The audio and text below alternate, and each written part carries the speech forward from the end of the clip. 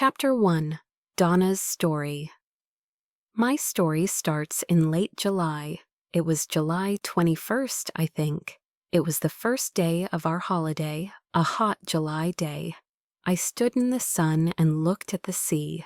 It was 11 o'clock in the morning. I was on the boat at Portsmouth with my mother and father and my sister, Louise. Seabirds played near our big boat and the small boats near us on the sea. I started to look at the people with us on our boat. They all watched the seabirds and talked and laughed. They were all happy on the first day of their holiday, too. And suddenly there he was, this tall, quiet boy, in a blue and white shirt. He was really good looking. I'll always remember the first time I saw him. He didn't see me then. He was with some friends. One of the boys was his brother, I think. They had the same blue eyes, the same mouth and nose, nearly the same hair. His brother and one of the boys with him tried to catch the seabirds, and he smiled at them. Then they came and stood near us, and they talked about the small boats on the sea. I watched him over Louise's head all the time. His brother and his friends made a lot of noise, but he was quiet and didn't talk a lot. Then suddenly he looked at me, and his eyes stayed quietly on me. And he smiled his lovely smile with his shy blue eyes. The people near me on the boat, the sun, the sea, the birds, the noise of his friends, time, it all stopped.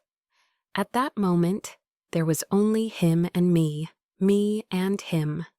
Him and his smile for me. Only the two of us. Slowly, very slowly, the boat started to move away, across the water to Spain. It takes a day and a night on the boat from Portsmouth to Santander in Spain. A day and a night together on the same boat with him. It was a big new boat with cafes, shops, a cinema, and a disco. In the evening, Louise and I went to the disco together. We had a Coke and listened to the music and watched the dancers, but he wasn't there. Then suddenly, a tall boy in a black and white shirt came in. It was him. He was with a friend.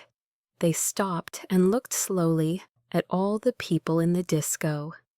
It was dark in there, and he stood and looked for a long time. Then he saw me, and he smiled a big friendly smile. I wanted to stand up and sing and dance. Dance with him. He came across the room and stopped near our table, and he asked me to dance. Suddenly, he wasn't shy with me. We danced together for a long time after that, but then I looked up, and there was a second tall boy in a blue and white shirt at the door of the disco, with the same eyes and the same mouth and nearly the same hair. But the boy near the door had that nice, quiet, shy face, not a big, open, friendly smile. Suddenly I knew this was his brother with me on the dance floor, not him. I was with the wrong brother. He stood for a moment near the door and watched me and his brother on the dance floor with sad eyes. I wanted to run to him, to take his sad face in my hands and say, sorry. He looked at me, then he went out quickly. I stopped dancing, walked back to my table and sat down. His brother started to dance with Louise. I didn't sleep that night. I thought about him all the time and listened to the noises of the boat and the sea. In the morning, I went to the cafe at 8 o'clock and waited there with my sister for a long time. I wanted to say sorry to him. I had 4 cups of coffee, and I don't really like coffee. But he didn't come. Where was he? Where was he? At 11 o'clock, we arrived in Santander. I wanted to stop the boat. I wanted to stop the holiday. I wanted to go back to England.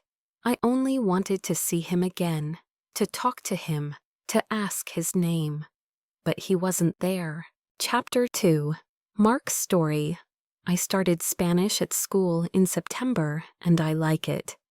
We've got a good teacher, Old Webb. Mr. Webb, not Old Webb, my mother always says to me. He isn't old, you know. Old Webb, sorry, Mr. Webb, always takes some people from our school to a place in Spain for the first 2 weeks of the holidays, every July. Old Webb is okay, not bad for a teacher. We were at Portsmouth with Old Webb, sorry, Mr. Webb, and Mrs. Webb. She's from Argentina. All the boys think she's good-looking, too. There were 6 of us with the Webbs. Harry Potts and his sister Sonia. Nick Atkins, he's a good friend. Sue Bellamy, she's clever. My brother Dave and me, we're 14, and we're good friends, too. Usually. There were hundreds of people on the boat. It was hot in the sun, a lovely day. People watched the sea and the small boats. I liked being in the sun and thinking about the 2 weeks holiday in Spain. Old Webb started one of his stories about Argentina, but I didn't listen. I started to look at the people. And this girl was there, near me, a really good-looking girl with nice brown eyes and black hair. I'm really shy, and I'm not very good with girls. I didn't talk to her then, but I watched her with her sister and her mother and father. Then they walked away, and she smiled at me for a moment before they went. My brother Dave saw her, and he laughed quietly at my red face. I wanted to see her again, perhaps in the cafe at lunchtime, or perhaps in the cinema in the afternoon, but she wasn't there and I don't remember the film. In the evening we had a drink with Old Webb and lovely Lucrezia. That's our name for Mrs. Webb.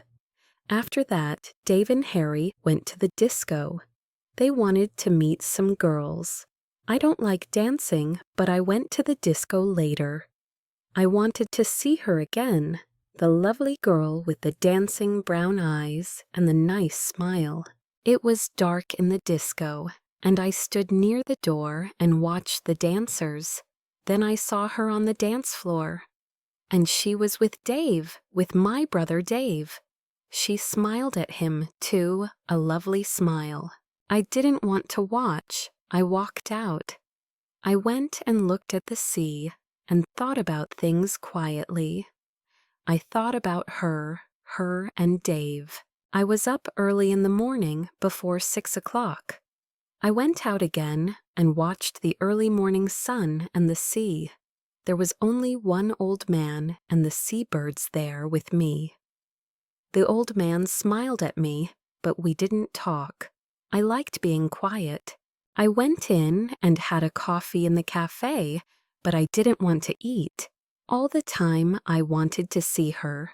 I wanted her to walk into the cafe and come across to my table and sit down with me and tell me her name and talk to me. But she didn't come. I waited and waited, but she didn't come. At 8 o'clock, I went to find Nick and Dave. Dave was very quiet all day, and he was really nice to me. And I didn't see her again before we arrived in Santander at 11. She wasn't there. Chapter 3. The Town's Story. Comillas is a small town 50 kilometers from Santander near the sea. In the town there are quiet streets of old buildings, and there is a small square. There are small shops and cafes with tables and chairs in the square, under the trees. A lot of people from Madrid come to Comillas for their holidays, and a lot of people from England stay in the town too. In the evenings in June and July and August, people like to walk in the streets of Comillas. They stop in the square and stand and talk together. Their children play together. Some people sit at the cafe tables and have a drink and watch the children or read their newspapers or talk.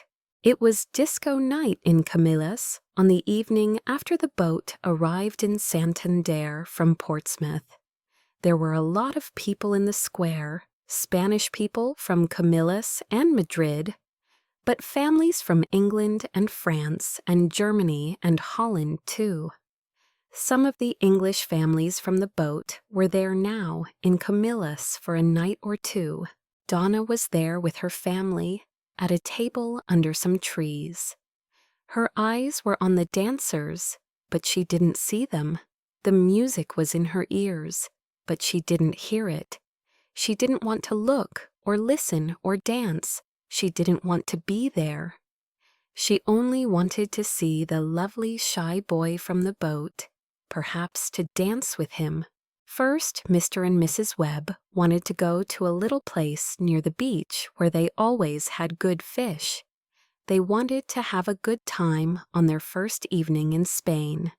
And later there was the disco in the square at Camilla's. Mark didn't want to go. He didn't want to eat or dance or talk and laugh. He wanted to sit quietly and think about the good-looking girl on the boat. Where was she now? But Dave and Harry and Nick and Sue all wanted him to go. Later that evening, he walked into the square at Camillus with his friends. They found a table at one of the cafes, and they all sat down. Mark looked slowly at the people at the tables near them. Donna looked sadly at the people, dancing and standing in the square. Then their eyes met. Time stopped. He was here. She was here. He smiled at her with his nice blue eyes. She smiled back at him with her dark brown eyes. Suddenly he wasn't shy. He stood up and started to walk across to her. She was on her feet. Their hands met. She wanted to dance now only with him. The others watched and smiled. They all knew. And Dave watched and smiled happily. You see, only Dave really knew the story. Only Dave knew his plan for his brother. And Donna and Mark started to dance. They were together.